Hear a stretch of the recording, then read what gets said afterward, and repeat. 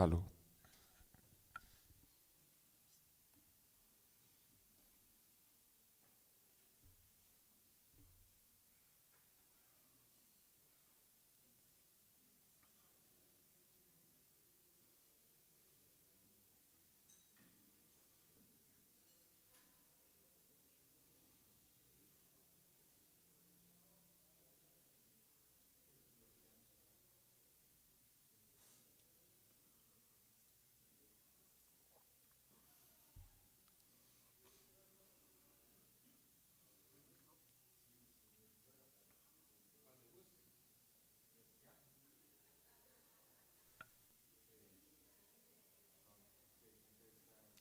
Hay gente entrando.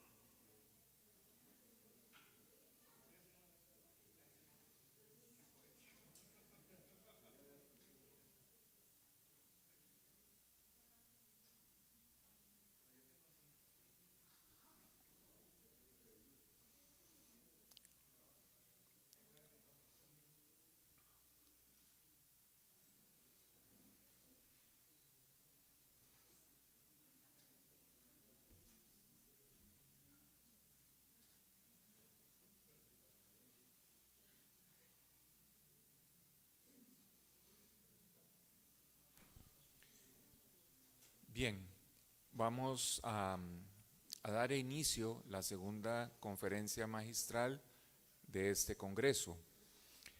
Antes de introducir al doctor Antonio Letelier, quisiera referirme un momento al día de mañana. Si tienen presente el diseño del Congreso, el día segundo, el martes 12, lo destinamos a la virtualidad. Y el plan original era llevar a cabo, digamos, sesionar en la Universidad Nacional, que muy generosamente accedieron a colaborar, ser parte del Congreso, y entonces íbamos a llevar a cabo ese segundo día ya. Por las mismas razones que aquejan a la Universidad de Costa Rica, suspensión de elecciones, suspensión de giras, nos vimos obligados a ajustar el programa y llevar a cabo el segundo día desde acá, desde este auditorio. La modalidad virtual significa que las mesas temáticas del día las vamos a ver, serán proyectadas en pantalla, vamos a tener la oportunidad de dirigir preguntas con el detalle de que no podemos hacerlo desde un micrófono, porque la transmisión será por Zoom, y entonces vamos a proceder de la siguiente manera. Se repartirán papeles para escribir las preguntas. Entonces atrás habrá alguien que se encargue de leer las preguntas y los ponentes responderán. ¿De acuerdo?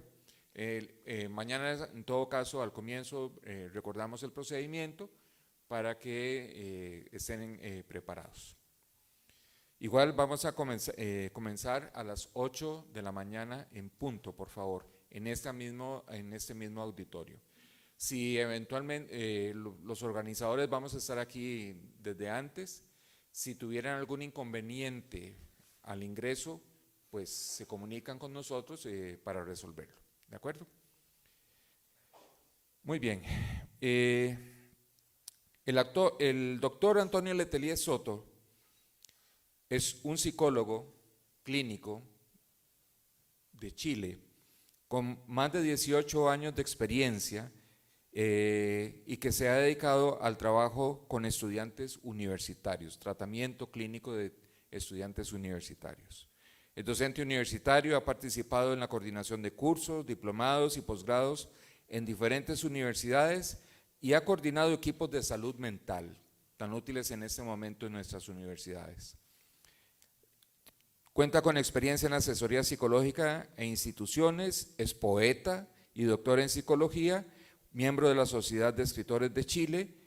Nació en el año 1976 en Santiago de Chile y publicó por primera vez en la revista Cuadernos de la Fundación Pablo Neruda y participó en el año 1994 en la antología 22 voces de la novísima poesía chilena. En el año 1998 obtiene un premio en el concurso de poesía Rolando Cárdenas de la Universidad Santiago de Chile, que se traduce en la publicación de una antología de poetas de la USACH en el año 2000. Publica en el año 2012 su primer libro, titulado Miserias de fin de mundo y amores metapajaritos, en la editorial Editorialilla. Ha participado de forma intermitente en la escena local, intercambiando su trabajo como psicólogo con sus aficiones literarias.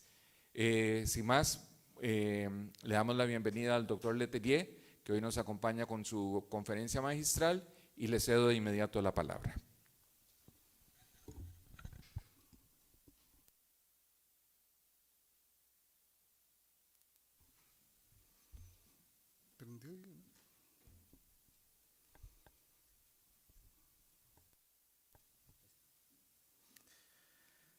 Bueno, buenas tardes. Estoy muy contento de estar acá. Estoy muy agradecido por la invitación. Para mí ha sido muy especial la experiencia porque con todas las dificultades que han habido en la universidad, así todo, la apertura, la amabilidad, la hospitalidad han sido el elemento primordial de este encuentro, creo yo. Entonces me siento muy bienvenido y eso siempre es agradable, volver a mirarnos las caras después de tanto tiempo y después del proceso de pandemia que para todos fue tan difícil. Entonces muchas gracias al comité organizador, al IBERESP, a los anfitriones de este encuentro. Me imagino que están cansados, yo también estoy cansado, ha sido un día largo, pero muy provechoso. Les voy a leer la conferencia, al igual que la conferencia de la mañana, y espero que podamos tener un tiempo para dialogar. Mi conferencia se titula Los límites de lo mental y el malestar psicológico en la evaluación ética de las ciencias sociales.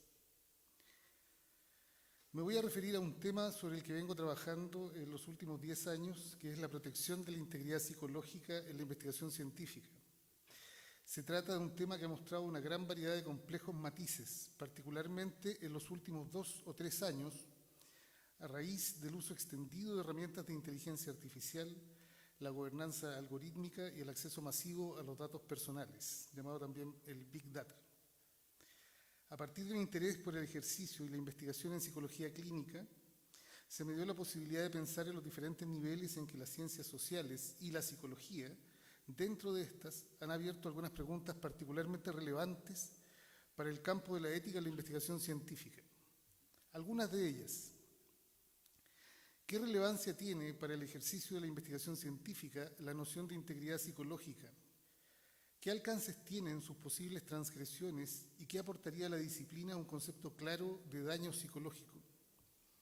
¿Cómo podemos hacer una evaluación consistente de su riesgo? Sobre todo pensando en el escenario actual, donde la tecnología efectivamente anuncia la posibilidad concreta de introducirse en el último bastión de nuestra privacidad y de nuestra identidad, la mente. El filósofo Nick Bostrom plantea que la mente humana tiene un límite natural y que debemos protegerla al enfrentar desafíos éticos derivados de la tecnología. Según sus planteamientos, la inteligencia artificial tiene el potencial de superar las capacidades humanas y presentar dilemas éticos que no somos capaces de anticipar o comprender completamente. Aplicando esta idea al ámbito de las ciencias, debemos hacernos la pregunta: ¿cómo aseguramos que nuestros métodos de investigación respeten esos límites naturales y eviten o minimicen el malestar psicológico? La reflexión ética en la práctica científica nos convoca a no eludir la pregunta por la salud mental y el bienestar social de todos los actores involucrados en los procesos de investigación, considerando además que estas tecnologías se presentan como el anuncio de una mejora sustantiva para el desarrollo humano, para la eficacia en la toma de decisiones, la corrección del error, la mejor distribución de los recursos y, en definitiva, la disminución de los problemas humanos. Una de las dificultades que anuncia la aplicación de estas tecnologías es la que ya nos decía Marcuse en el siglo XX, en tanto el poder político puede manipular desde una coordinación técnico-económica las necesidades del ser humano, imponiendo exigencias y movilizando a toda la sociedad al establecer dichos intereses por sobre cualquier opción disidente. Frente a ese poder político, el ciudadano muchas veces no alcanza a vislumbrar cuáles son las motivaciones de esa racionalidad y, por tanto, se encuentra en una relación de opacidad, de desconocimiento radical frente a ese saber. Frente a este desconocimiento radical aparece una suerte de actualización de la pregunta freudiana. ¿No es la relación del sujeto actual con la tecnología una relación de tipo inconsciente a modo de un síntoma que parece satisfacer un plano de la realidad psíquica, pero que produce un enorme monto de angustia y multiplica la insatisfacción que Freud expuso en el malestar en la cultura? En el punto en que nos encontramos como humanidad frente a la incontestabilidad que nos ofrece este orden de cosas, resulta pertinente reeditar la pregunta kantiana: ¿qué debemos hacer? Hace unos días atrás, un estudiante me contaba entusiasmada que había dejado a su psicoterapeuta porque empezó a dialogar con una inteligencia artificial que parecía ser más asertiva y le daba mejores consejos. Entonces, ¿qué hacer frente a un conocimiento que hoy en día parece multiplicarse a sí mismo sin un horizonte de sentido y que despoja al ser humano de la cualidad más propiamente humana que constituía su pasión por saber, su infinita curiosidad y su capacidad de asombro? En el escenario actual, donde siguen ocurriendo gravísimas transgresiones a la integridad y a los derechos humanos, donde parece haber un estado de guerra permanente que se suma al desequilibrio ecosistémico que anuncia el antropoceno, se pone en evidencia que el conocimiento científico puesto al servicio de un modelo político y económico extractivista, sin las suficientes contenciones éticas y sin una clara administración reflexiva que disuelva la tensión creciente entre ética y política, parece estar condenándonos a un modo de transgresión sistemática de nuestros derechos y a la amenaza de las condiciones mínimas que requiere la vida humana para su supervivencia. La pregunta ética que apunta a la relación del sujeto con el conocimiento es en último término una pregunta psicológica y adquiere una textura particular en un escenario en donde la humanidad parece delegar la tarea del conocer en un dispositivo tecnológico que bautiza con el nombre de una función hasta ahora propiamente humana, la inteligencia. En este contexto se hace relevante un cuestionamiento sobre los riesgos psicológicos y los eventuales daños que amenazan la relación del ser humano con el conocer. Lo que está implicado aquí no es solo nuestra vida natural, nuestra permanencia organísmica, sino la vivencia y lo que constituye en definitiva nuestra subjetividad. En el campo de las ciencias han sido especialmente las ciencias sociales y humanas las que han abordado la afección que puede producir en el sujeto el tratamiento de cierto tipo de datos.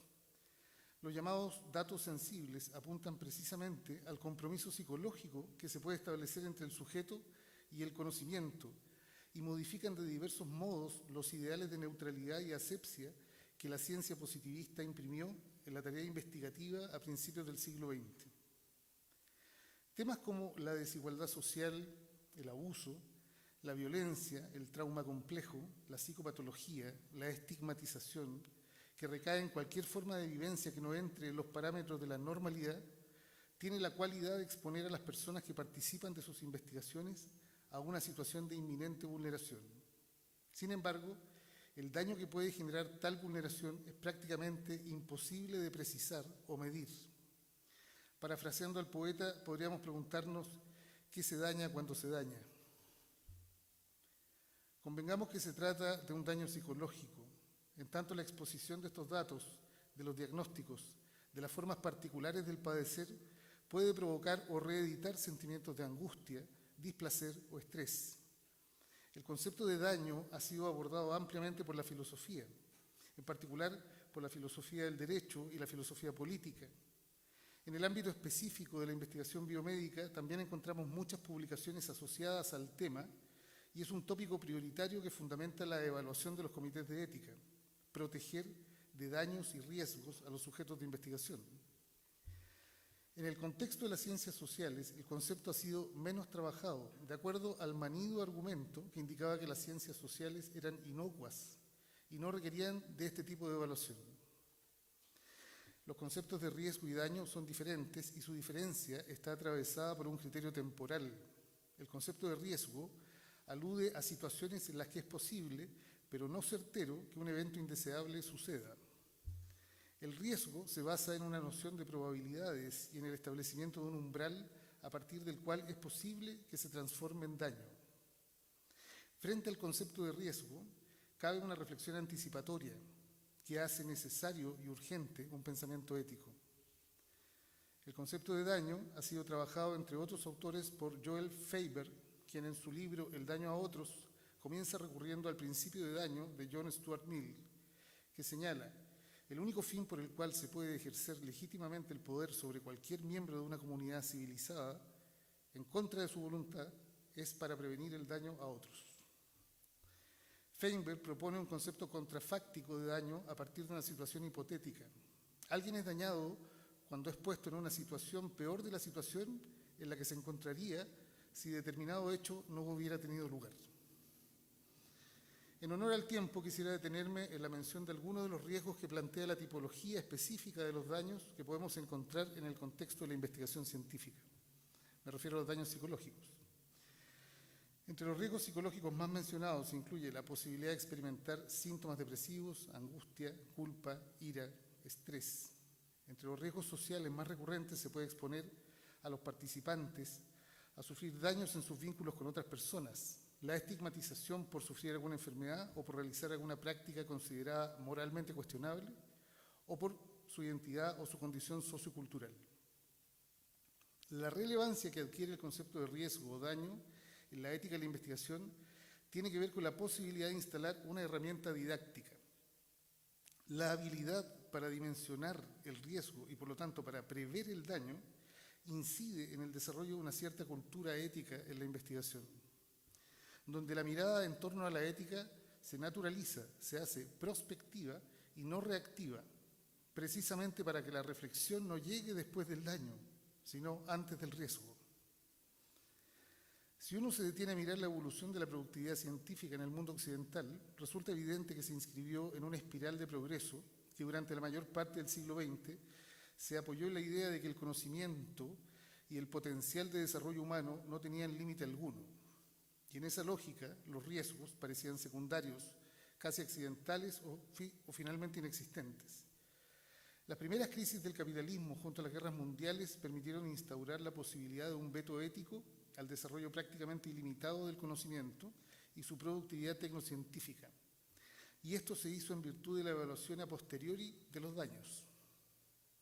El desarrollo de una ética de la investigación científica, en conjunto con la bioética de Potter y sumando el contrapunto que ha representado el pensamiento biopolítico, han allanado el camino para poder representarnos un cuestionamiento más sostenido a los vínculos efectivos entre el conocimiento científico y el desarrollo de las sociedades, al modo en que lo plantean autores como Foucault, Bauman, Laclau o Latour, que cuestionan el modelo científico de la modernidad y se adentran en las complejidades de las sociedades tardomodernas, enfrentadas a un desarrollo tecnocientífico que en última instancia reformula muchos valores e incluso límites respecto de lo que podemos definir como humano. Mi propuesta de investigación doctoral estuvo basada desde el 2012 en dar cuenta de un fenómeno de polarización de dos formas culturales de la ciencia y que se expresan en dos grandes modos de prácticas discursivas, a saber, el campo del saber biomédico y el campo de las ciencias sociales. Mi supuesto basal es que las diferencias entre ambas culturas científicas inciden en los modelos mentales con que los investigadores entienden y abordan los problemas éticos y determina en última instancia el tratamiento y los actos de cuidado que prodigan a otros en el contexto científico. Desde el origen de la pregunta de investigación hasta la última instancia del proceso, la devolución de sus resultados e incluso más allá del tiempo en que la investigación se cierra. Uno de los elementos centrales que diferencia el abordaje de la cultura biomédica y de las ciencias sociales es la diferente concepción que ambas formas científicas poseen sobre el concepto de la vida. Considerando junto a Foucault que las definiciones de vida se sostienen en prácticas discursivas que vehiculizan condiciones de veredicción, desde donde se construyen los saberes y sus efectos de poder. En íntima relación con el concepto de vida, emerge en ambas culturas científicas una cierta noción de cuerpo, asociado al concepto vida, que en el caso de la cultura biomédica se centra en la vida orgánica, asociada a la idea del cuerpo vivo. El cuerpo vivo, como soma, comparece ante las ciencias en su dimensión fundamentalmente material o física, que en la línea del pensamiento de Giorgio Agamben se puede rastrear en la idea aristotélica de la zoé, que es la variante de una vida entendida como función orgánica, o lo que él llama la vida desnuda ante el poder político. En el campo de las ciencias sociales, los discursos amplifican la noción de cuerpo, introduciendo la dimensión fenomenológica que apunta a la conciencia de cuerpo y su representación, o el cuerpo como cuerpo vivido o cuerpo vivenciado, a diferencia del cuerpo vivo de las ciencias biomédicas, donde lo central es la subjetividad o la vivencia de la dimensión psíquica y social, que implica la experiencia vital. Volviendo a Agamben, se puede hacer un paralelo entre esta noción de vida y el concepto de bios, que en la tradición del pensamiento aristotélico se asocia a una dimensión más subjetiva, política y social en que se inscribe el sujeto vivo. La preocupación ética de una biomedicina excesivamente orientada al cuidado físico de la integridad corporal se traduce en una ética acotada al individuo, circunscrito además al espacio-tiempo de la investigación o de la intervención. El cuerpo biológico es cuerpo individual.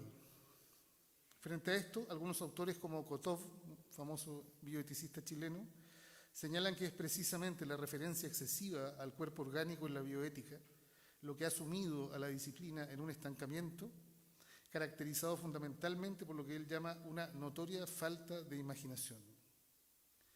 La inclusión del elemento subjetivo o psicológico que portan implícitamente o explícitamente las ciencias sociales en la consideración del cuerpo y de la vida abre la reflexión y el debate ético a un espacio y un contexto que excede el marco temporal de la intervención o investigación y se extiende a un plano que considera el cuidado ético más allá del individuo. En este sentido, el resguardo de la autonomía y la instauración de mecanismos dialógicos para acceder a la autodeterminación del sujeto deben ser sensibles al otro y, por tanto, a la consideración de su subjetividad. El proceso de consentimiento tiene en este sentido un componente idiosincrático que hace particularmente difícil su universalización. Por otro lado, la evaluación del riesgo-beneficio que se da en las ciencias sociales muestra que hay consideraciones éticas que trascienden la noción de daño físico y se despliegan en un terreno psicológico o subjetivo, que invita a reorganizar la reflexión ética en torno a una dialéctica que atraviesa el pasado, el presente y el futuro de los sujetos implicados en una investigación. Esta forma de abordar el problema hace transversal a la ética y desafía a la imaginación de los eticistas. El modelo relacional entre el investigador y el sujeto investigado lo hemos heredado en general de la biomedicina y particularmente de la clínica biomédica a través de las consideraciones de la relación médico-paciente. Se trata de un tipo de relación basado en el principio de beneficencia, que asume que el médico actúa guiado por el cuidado y el correcto conocimiento que le da su posición. Sabemos también que hoy esta postura ha tenido diversos abordajes críticos, que acusan un excesivo paternalismo biomédico. Lo destacable de este acto de cuidado es que se centra en el vínculo presente entre un profesional y un sujeto que consulta. Se circunscribe al espacio clínico y representa el gesto de cuidado entre un profesional y una persona que padece un malestar. Transferido este modelo a la situación investigativa, se trata de una situación basada en el mismo principio. Las ciencias sociales incidieron también en la reconfiguración de la relación entre el sujeto cognoscente y el objeto conocido, pues cambiaron el escenario de la relación médico-paciente por un escenario de inclusión, de inmersión, de diálogo con el sujeto, que implicaba mirar su contexto y empatizar con su vivencia. Para esto se hace necesaria la identificación de los procesos mentales de los sujetos estudiados. La problemática ética se abre a nuevos sentidos, multívocos, pues se diluye la relación de identidad entre el saber profesional y la idea de lo correcto, produciéndose además la extensión del cuestionamiento ético en el tiempo, al enlazarse a los antecedentes, la pregunta de investigación presente y los posibles resultados futuros que ha de tener esta investigación. En todas estas fases, los temas que se ponen en juego son la dignidad, la integridad psicológica y la identidad de los individuos. Las ciencias sociales buscan un reconocimiento abierto al componente subjetivo que implica la relación entre los investigadores y los participantes. En este contexto, la consideración de la integridad psicológica y su posible transgresión emerge como una oportunidad política para incidir en las éticas investigativas. Es la emergencia de nuevas investigaciones en salud pública que comienzan a integrar la salud mental la que hace aparecer el problema de la subjetividad de los participantes en las investigaciones y el valor social que tienen este tipo de estudios. En un primer nivel, problematiza el riesgo que recae sobre el sujeto participante respecto del daño a su integridad psicológica. Pero en un segundo nivel, y esto es lo que me parece más interesante, se introduce un criterio temporal en la evaluación ética, pues el daño no necesariamente ocurre en la contingencia de la investigación, sino que puede generar efectos a posteriori en el sujeto. Y más aún, efectos que se extienden en el tiempo hacia las comunidades donde la ciencia incide, que pueden ser muy posteriores en el tiempo. La inclusión necesaria del mundo mental de los sujetos permite pensar en la evaluación ética como algo que va más allá de la simple resolución administrativa de un estándar ético. Se estimula la reflexión a un nivel ontológico, social, psicológico y además político. La pregunta ética trasciende el ejercicio evaluativo de los comités de ética y permite situar la relevancia de la reflexión en un nivel biopolítico, que establece la relación que la ciencia tiene con un cierto modo de gobernanza de la subjetividad contemporánea. En mi trabajo doctoral llevé a cabo un análisis de contenido del marco legal que introduce el concepto de lo mental o lo psicológico en la legislación chilena y en las normas éticas nacionales e internacionales, y lo que encontré fue llamativo fundamentalmente por dos motivos. En primer lugar, las normas tienden a mostrar una marcada connotación paternalista frente a la posibilidad del daño físico o psicológico en el contexto de la investigación. Daño psicológico que no está definido en las normas en general. Los usos y sentidos de la norma se inscriben habitualmente en un modelo principialista que fundamenta la labor ética en función de los principios de autonomía, beneficencia y justicia. En segundo lugar, se evidencia una asociación implícita o explícita de los conceptos psicológicos a ciertas connotaciones negativas en las normas, siendo ligados a la enfermedad, el daño, la psicopatología, la anormalidad, sin abordar con claridad conceptos positivos como el bienestar, digo positivo o negativo de manera general, sin abordar conceptos positivos como el bienestar, la salud mental, el equilibrio emocional. Aquello responde a lo que ya Foucault anunciaba en su seminario Los Anormales, en tanto se produce una suerte de doblez psicológico-jurídico entre la norma y el diagnóstico. En esta clave biopolítica, las ciencias sociales tienen una tarea enorme que busca develar los niveles de vulnerabilidad psicosocial que van mucho más allá del daño que pueda generar una investigación específica. La ética tiene una gran deuda reflexiva con las formas en que la política y la norma jurídica aborda el psiquismo, su integridad y la garantía de su cuidado. Desde este punto de vista, es posible pensar que toda la población está en riesgo de ser alcanzada por un diagnóstico que la desvíe de la normalidad, sobre todo en el contexto actual, donde el uso de las tecnologías como el Big Data, los algoritmos y la inteligencia artificial desdibujan la relación subjetiva de la persona con su realidad circundante. El problema ético que implica la acumulación de grandes masas de datos sin el consentimiento de los sujetos pone a prueba los límites de la privacidad psicológica y altera la capacidad efectiva de ejercer control sobre la propiedad del dato. Y, por supuesto, cuestiona la aplicabilidad de una ética que pueda efectivamente resguardar los derechos de las personas. Ligado al uso indiscriminado de los datos, los algoritmos anuncian nuevos niveles de manipulación de la información, en tanto implican un control latente de los sujetos, que sin poder preverlo, se ven transgredidos en sus vivencias subjetivas a través de un modelaje del comportamiento que modifica las bases más íntimas de la subjetividad. La vigilancia digital permanente está ligada a una progresiva pérdida de la privacidad, que puede transgredir gravemente la integridad psicológica en niveles que la ética no ha soñado reflexionar. Las ciencias sociales han contribuido hace ya décadas a poner en alerta al ser humano frente a la necesidad de ampliar el concepto de integridad psicológica, especialmente ante tecnologías que amenazan la autonomía y la privacidad mental. En Chile, las políticas públicas en investigación científica han logrado vislumbrar el creciente interés en torno a la integridad psicológica y la necesidad de desarrollar una mayor protección jurídica a la privacidad. La ley sobre protección de la vida privada que hay en Chile establece los alcances de los datos personales y la prohibición de manipularlos sin el debido consentimiento, aunque se trata de una ley del año 1999. ¿sí? Donde la tecnología que estamos diciendo no existía. Muchos de ellos provienen de la actividad que los sujetos tienen en línea, que muchas personas no consideran necesariamente públicos, como por ejemplo los comportamientos comerciales o las interacciones en redes sociales.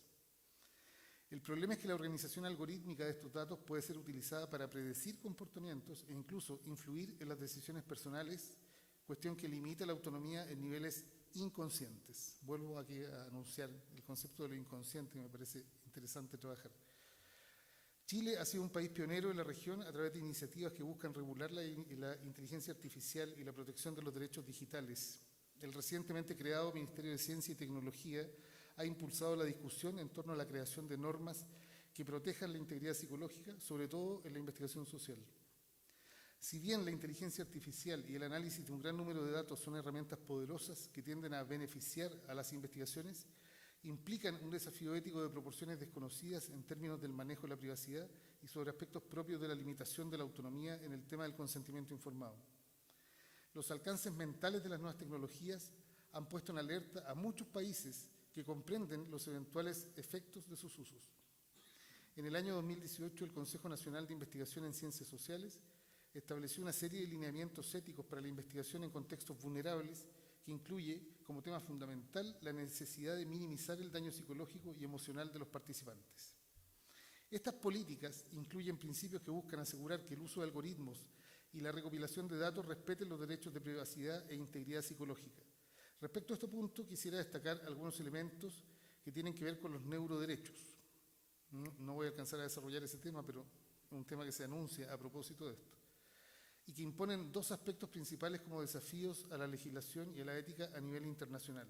Uno de ellos es el problema de la privacidad mental, que implica considerar los datos del cerebro con un estatuto similar al que se le entrega al tratamiento de órganos. El segundo es el problema de la privacidad y la identidad de la persona. Ante todos estos antecedentes, la necesidad de definir lo mental parece ser una disputa que ha entrado en una nueva era de actualizaciones.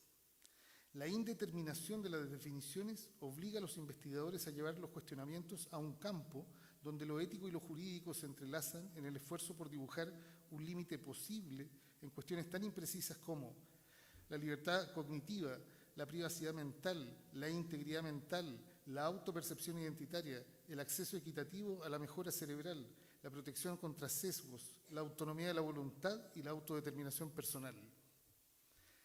Los nuevos descubrimientos de neurología y la posible disolución de la barrera entre lo mental y lo cerebral, digo posible disolución porque algunos autores lo están planteando, hay una diferencia entre el cerebro, digamos, microscópico que estudia la psiquiatría y la noción macroscópica de mente que posee la psicología clásica. Los avances neurocientíficos están tan ampliamente desarrollados que algunos grupos de investigadores están anunciando incluso la posibilidad de lograr un mapeo pormenorizado del cerebro humano y con esto establecer una secuencia de proyectos que busca comprender y manipular científicamente el objeto cerebro como el elemento central de una serie de innovaciones tecnológicas de amplio espectro. En Chile, la preocupación por el desarrollo de las neurociencias ha tenido un despliegue particular, pues el Senado ha tenido la iniciativa de legislar el desarrollo y uso de las neurotecnologías para el conocimiento, el cuidado y la mejora de la mente y el cerebro. La propuesta emerge de la Comisión Desafíos del Futuro, que implica una idea de reforma constitucional que ya se ha materializado y un proyecto de ley sobre neuroprotección que introduce en conjunto 5 neuroderechos clave. Quisiera que escucharan bien estos neuroderechos clave que protege la ley actualmente, que son derechos que antiguamente todos entendíamos como naturales. Nadie se preguntaba si era necesario regularlos. El derecho a la identidad personal, el derecho al libre albedrío, el derecho a la privacidad mental, el derecho al acceso equitativo a las tecnologías para el aumento de la capacidad cognitiva y el derecho a la protección contra los sesgos de los algoritmos. El tema de fondo, que se encuentra a la base de la necesidad de protección de los neuroderechos, es que las nuevas tecnologías, sumadas a la enorme capacidad de procesamiento de datos, ponen al ser humano en un trance histórico donde los conceptos jurídicos de dignidad, vida privada e intimidad personal deben necesariamente ser resignificados.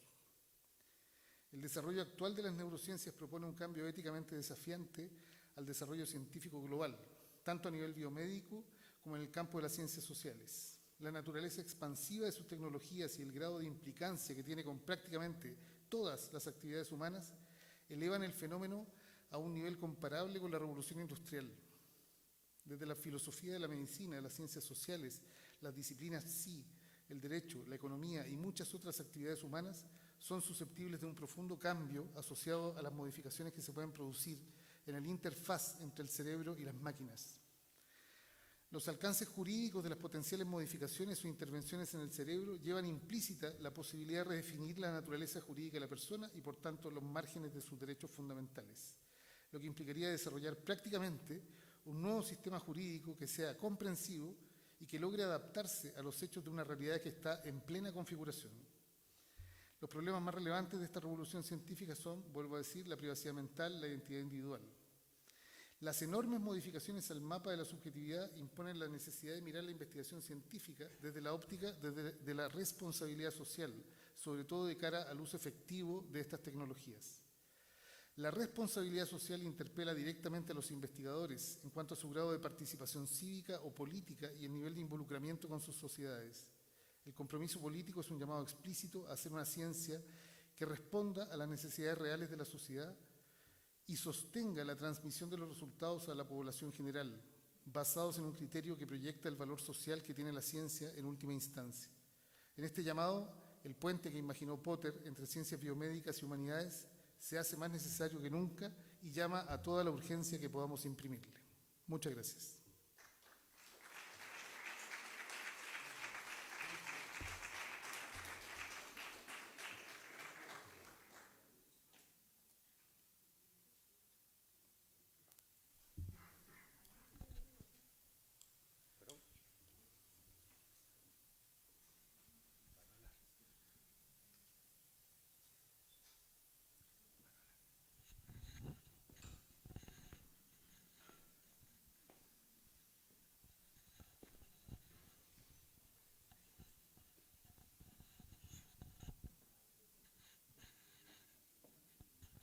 Muy bien, muchísimas gracias, doctor Letelier, por sus palabras.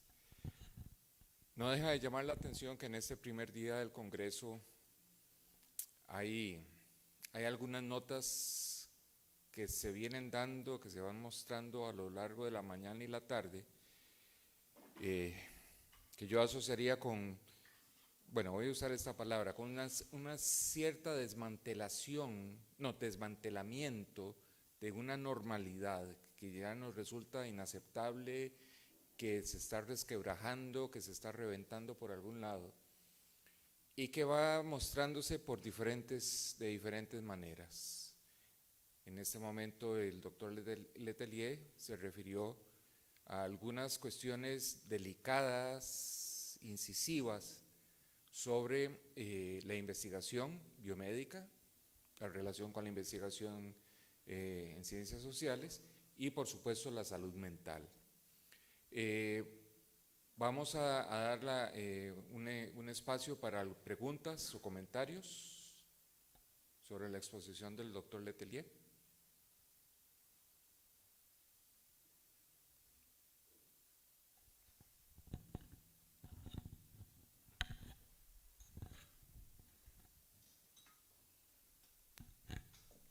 Buenas tardes, gracias por la charla.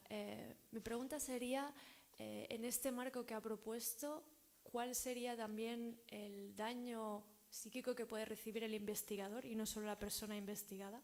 Que es una cuestión que hemos estado pensando un poco en el grupo que hemos trabajado con temas de eutanasia y hasta qué punto no existe también en nuestros contextos un daño psíquico a los investigadores y no solo a las personas investigadas. No sé si tiene alguna reflexión sobre eso. Es una pregunta interesante. Yo creo que la podría responder del siguiente modo. Yo creo que se ha diluido en el último tiempo, digamos que en los últimos 50 años, yo creo que se ha diluido esta relación tan separada o tan dualista entre el sujeto cognoscente y el objeto conocido. Entonces, desde las ideas del construccionismo social, por ejemplo, o el constructivismo, se piensa que esta relación es una relación de incidencia dual. El sujeto incide en el objeto y el objeto incide en el sujeto permanentemente, e incluso se confunden. Uno podría pensar que en la investigación, el que está investigando está absolutamente implicado en el proceso de investigación. Por lo tanto, la reflexión ética tendría que ser transversal en ese sentido. Eso te podría decir en términos generales, ¿no? Eso es otra idea de investigación. No es la idea positivista de la investigación, donde el sujeto está ahí observando de manera neutra y aséptica, como decía hace un rato atrás. No es la idea del positivismo. Es una ciencia implicada, y en esa implicación la pregunta ética es permanente. Y es, digamos, va hacia los dos lados. No sé si respondo a la pregunta, ¿no?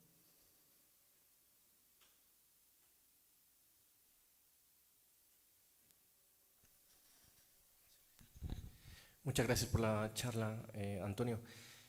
Si no he entendido mal, uno de los neuroderechos es el uso también de la inteligencia artificial, perdón, de las nuevas tecnologías para, digamos, como el desarrollo también neurocognitivo de la persona. He entendido bien desde una postura no en sentido como defensiva, de evitar el uso de nuevas tecnologías para salvaguardar cierta episteme natural 100%, sino que también de manera como, no sé si complementaria o enriquecedora. ¿He entendido bien eso?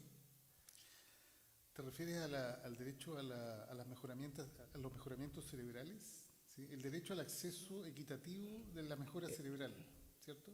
Vale. A propósito de que hay una serie de investigaciones actuales que plantean que los procesos cognitivos, mentales o psicológicos pueden mejorar consistentemente.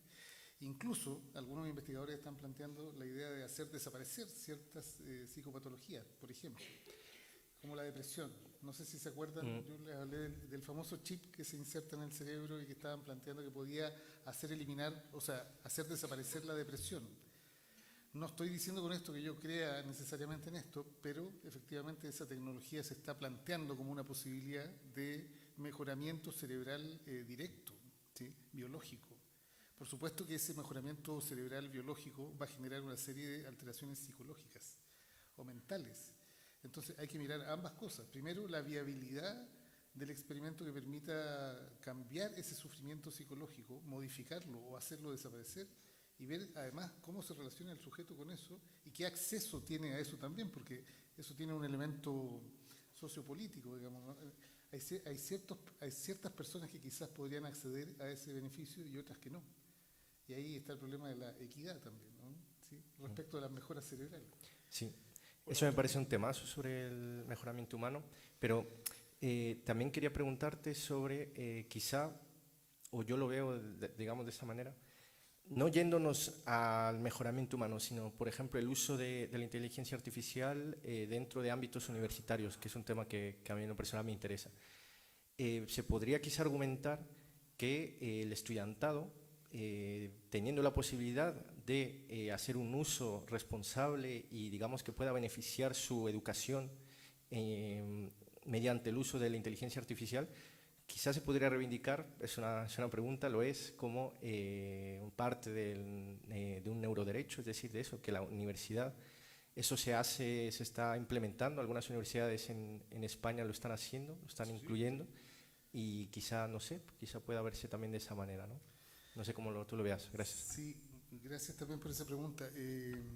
Hace una semana atrás me preguntaron en otra universidad qué pasaba, por ejemplo, con la posibilidad de hacer evaluaciones éticas a través de inteligencia artificial. Y efectivamente tú puedes introducir todos los datos de una investigación científica en el chat GTP y el chat te va a dar un análisis ético bastante razonable, porque tiene un manejo bastante acabado de las normas jurídicas, digamos, de los marcos legales y normativos, éticos, deontológicos, ¿sí? Y hace un análisis que es bastante razonable. El problema del uso de estas tecnologías, creo yo, tiene que ver con lo que dije en algún momento, que plantea Nick Bostrom y otros autores en esa línea, que señalan que la relación del sujeto con las inteligencias artificiales y con este tipo de tecnologías es una relación de opacidad. En verdad, nosotros no sabemos con claridad quiénes son los que determinan finalmente cómo son guiadas estas inteligencias artificiales. Entonces, hay una suerte de control velado, ¿sí? Del que podemos ser víctimas sin saberlo. Y en ese sentido decía, es una relación parecida como lo planteaba Freud con el síntoma. Uno puede gozar el síntoma en cierto nivel y lo puede padecer en otro nivel al mismo tiempo. Creo que la relación es peligrosa en ese sentido. Eso no quiere decir, creo yo, que tengamos que ponerle un freno radical al uso de estas tecnologías, sino efectivamente abrirnos a una reflexión permanente. Y por eso la ética es tan importante respecto a estas tecnologías. No porque las tecnologías no funcionen, todo lo contrario, funcionan, digamos, muy precisamente. Pero la relación que tenemos con ellas es una relación de opacidad y además Nick Bostrom también lo dice, de incontestabilidad. No tenemos cómo reaccionar frente a ellas porque nos invaden de cierta manera. Entonces sí, podemos ocuparlas, pero tenemos que ocuparlas reflexivamente.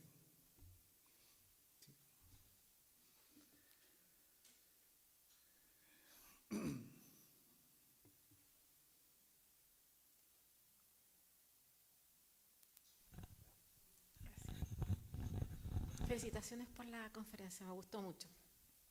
Gracias. Quería hacerte una pregunta como más bien práctica, porque ¿cómo bajamos estos 5 neuroderechos a la realidad concreta? Porque pareciera ser que nadie los respeta. Más aún, cuando tú a veces quieres hacer valer alguno de estos derechos en algún sistema, eres como un raro, especialmente, por ejemplo, también con los datos. Entonces, ¿cómo bajar estas posibilidades que están tratando de ser plasmadas en la ley fundamental? Y cómo, por ejemplo, la podríamos relacionar con los intentos que hay de regular el uso de la inteligencia artificial en Chile. Si Es poco lo que te puedo decir porque es una pregunta virtualmente incontestable también, pero quisiera decir dos cosas. Primero, yo tengo la impresión de que estos neuroderechos plantean algo que parece ser evidente, ¿no? Como que yo lo dije también hace un rato atrás, hace 5 años atrás nadie se cuestionaba si existía la necesidad de proteger la privacidad mental. ¿Cómo nos podríamos parecer de ciencia ficción? Como decir, ¿cómo va a haber una tecnología que pueda penetrar, digamos, en mi mente y adivinar, por ejemplo, ciertas conductas que yo quiera tener, ciertas actitudes, ciertos estados mentales, no sé? Todas esas preguntas son preguntas que son parte de una aparente ciencia ficción. Entonces, a nadie le parece tan razonable, creo yo, que eso pueda ser sometido a una normativización. Como que son cuestiones que parecen no susceptibles de ser normadas. Parecen, digo yo.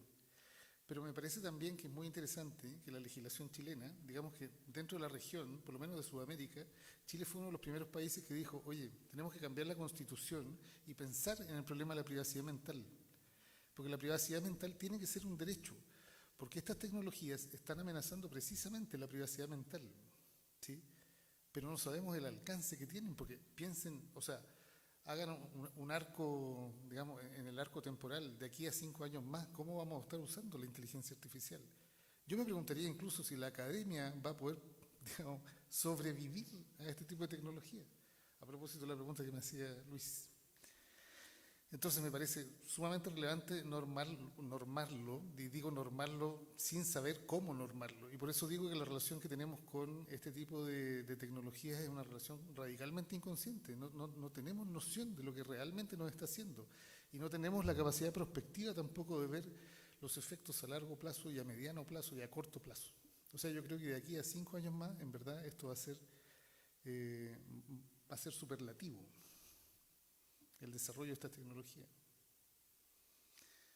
Eso te puedo decir. Hay políticas de inteligencia artificial. Chile tiene una política de inteligencia artificial. Hay nociones también de la inteligencia artificial. Hay una noción fuerte de inteligencia artificial y otra noción que tiene que ver con el manejo algorítmico. Pero el manejo algorítmico es algo que nos está ocurriendo, digamos, incluso para elegir pareja. ¿Sí? La gente elige pareja a través de algoritmos. Y es un cuestionamiento ético que no nos estamos haciendo, creo yo. O sea, con matices, por supuesto. Eso te puedo decir.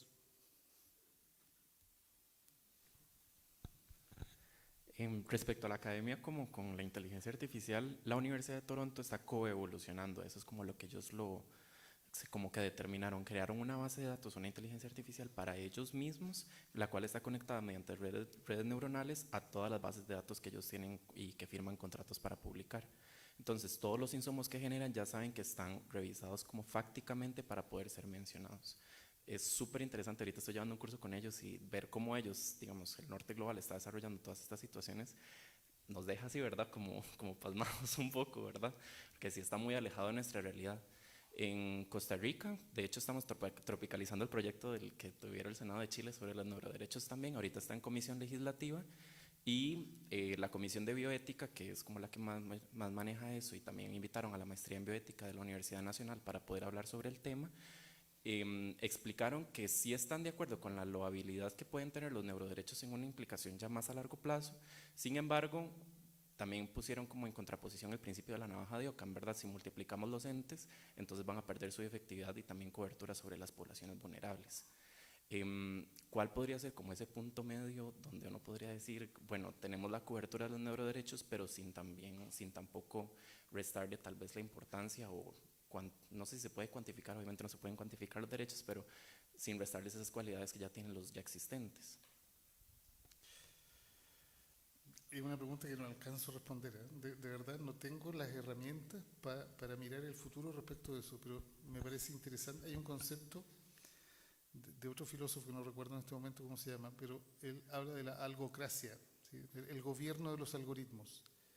Y plantea esta idea de que los algoritmos finalmente se van a introducir en nuestras vidas, y lo llaman también armas de destrucción matemática, en vez de armas de destrucción masiva, haciendo un poco la alusión, y que ese control en el fondo no tenemos cómo reflexionarlo, ¿sí? No quiero ser pesimista con esta idea, ¿sí? porque pienso que todavía en ese sentido sigo siendo romántico respecto de la posibilidad de pensar esto, y por eso lo planteo como, cuando hablo de la integridad psicológica y la necesidad de pensar lo mental, me refiero a una herramienta, lo dije hace un rato atrás también, una herramienta pedagógica de la ética, que nos permita constantemente estar cuestionándonos esto, porque es necesario, porque si no esto nos va a consumir, esa es mi impresión, y sin que nos alcancemos a dar cuenta.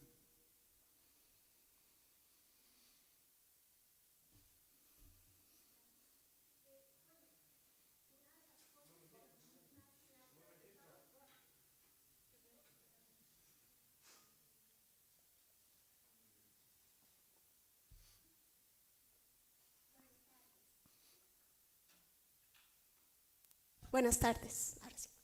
Una de las cosas que me ha preocupado más últimamente ya no es la inteligencia artificial tanto, sino estos estudios que se están haciendo sobre cómo poder leer imágenes neuronales en las personas y cómo identificar el pensamiento. Hasta ahora la ciencia no ha tenido una técnica para saber lo que la gente está pensando. Podemos deducirlo a partir del discurso de la gente, pero nunca sabremos si están mintiendo o no. Inclusive las mismas encuestas tienen un margen de error, porque nunca sabremos. Igual queda el vacío de aquellos que no quieren ser parte de la investigación. Sin embargo, con estas nuevas tecnologías entramos en otra dimensión de la realidad. El poder yo saber qué usted está pensando y poder ver sus imágenes neuronales, eso es para mí muy preocupante en términos éticos. Si ya nos cuesta que en la sociedad se manejen las cosas de alguna forma medio ética, imagínese cuando tengamos ese tipo de tecnologías, cómo van a ser utilizadas desde el poder. Y esa es como parte, creo yo, de esa privacidad de la persona, de lo más íntimo del ser, ¿verdad? Yo diría dos cosas respecto de eso. Primero, creo que eso en algún nivel ya está sucediendo, pero en el entendido de la inteligencia artificial entendida algorítmicamente. Porque los algoritmos procesan los datos de tal forma que pueden predecir con bastante certeza cuáles van a ser tus actitudes y tus comportamientos. Entonces, de alguna manera, tienen esta capacidad adivinatoria, que parece media milagrosa y que parece también ciencia ficción, pero que efectivamente ocurre, digamos, y es matemática aplicada.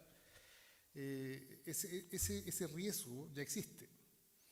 O sea, la inteligencia artificial en el sentido débil, que sería el uso de algoritmos, ya está prediciendo ciertas actitudes, o ciertos comportamientos humanos, o ciertos estados anímicos quizá.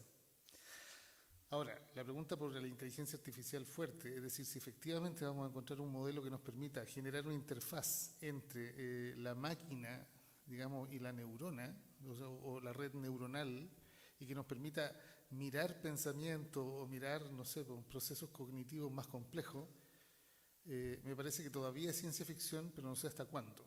Me mostraba ayer a David, ¿te acuerdas que hay un proyecto en este momento, del cual leí hace poco, no lo he profundizado, pero que trabaja con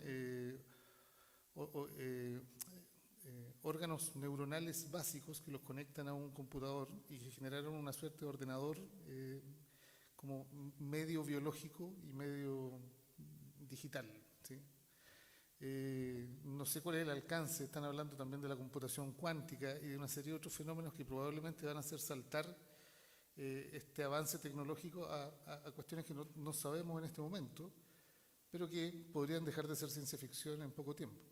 Yo creo que si hay algo que ocurre naturalmente, o sea, habitualmente, es que la ciencia ficción cumple sus promesas. Hasta ahora ha sido relativamente así. Entonces, no sé hasta qué punto vamos a llegar a esa cuestión que sería disolver, y esto filosóficamente es complejo, sería disolver el dualismo cartesiano. Sería atravesar el dualismo cartesiano y resolver el problema mente-cuerpo. Yo creo que la filosofía todavía está, la tecnología también, todavía está lejos de eso. Pero no sé hasta cuándo eso, estamos protegidos de eso. Por lo tanto, hay que pensarlo.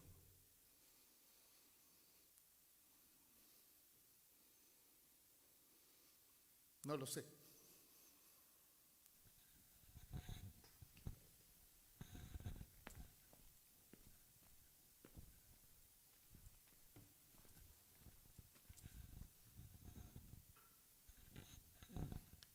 Muy bien, vamos a concluir esta parte del Congreso, la tarde del día hoy, del día primero del Congreso, y a continuación vamos a tener un acto cultural.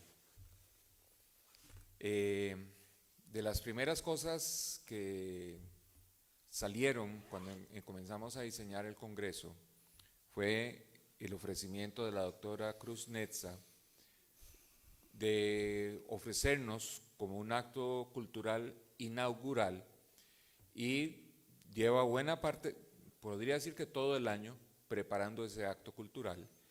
Y bueno, ya ella lo tiene listo, instalado, y yo les voy a pedir que por favor subamos al piso principal y nos dirigimos al fondo a la sala multiusos, que es la sala con paredes de vidrio, y allí vamos a tener el acto cultural. Muchas gracias. Hasta luego.